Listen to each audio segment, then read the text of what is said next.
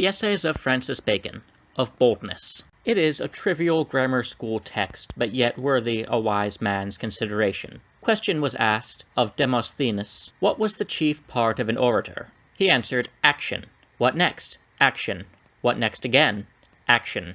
He said it that knew it best, and had by nature himself no advantage in that he commended. A strange thing that that part of an orator, which is but superficial and rather the virtue of a player, should be placed so high above those other noble parts of invention, elocution, and the rest, nay, almost alone, as if it were all in all. But the reason is plain.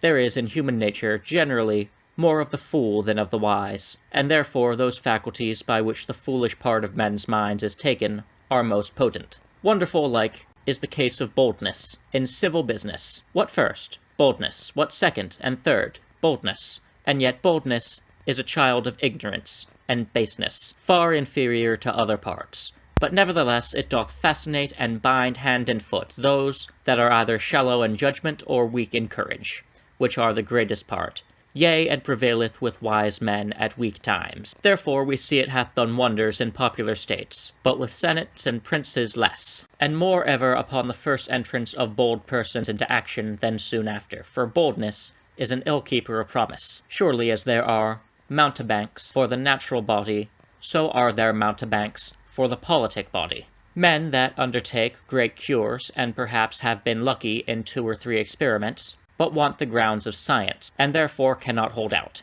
Nay, you shall see a bold fellow many times do Mahomet's miracle. Mahomet made the people believe that he would call an hill to him, and from the top of it offer up his prayers for the observers of his law. The people assembled. Mahomet called the hill to come to him again and again, and when the hill stood still, he was never a whit abashed, but said, if the hill will not come to Mahomet, Mahomet will go to the hill. So these men, when they have promised great matters, and failed most shamefully, yet if they have the perfection of boldness, they will but slight it over, and make a turn, and no more ado.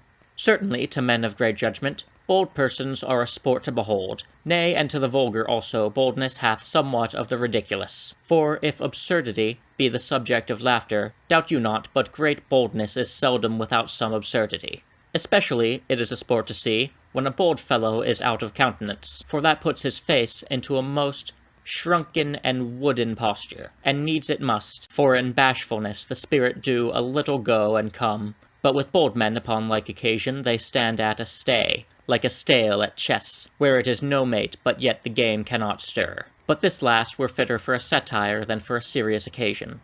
This is well to be weighed, that boldness is ever blind, for it seeth not dangers, not inconveniences, therefore it is ill in counsel, good in execution, so that the right use of bold persons is, that they never command in chief, but be seconds and under the direction of others. For in counsel, it is good to see dangers, and in execution not to see them, except they be very great.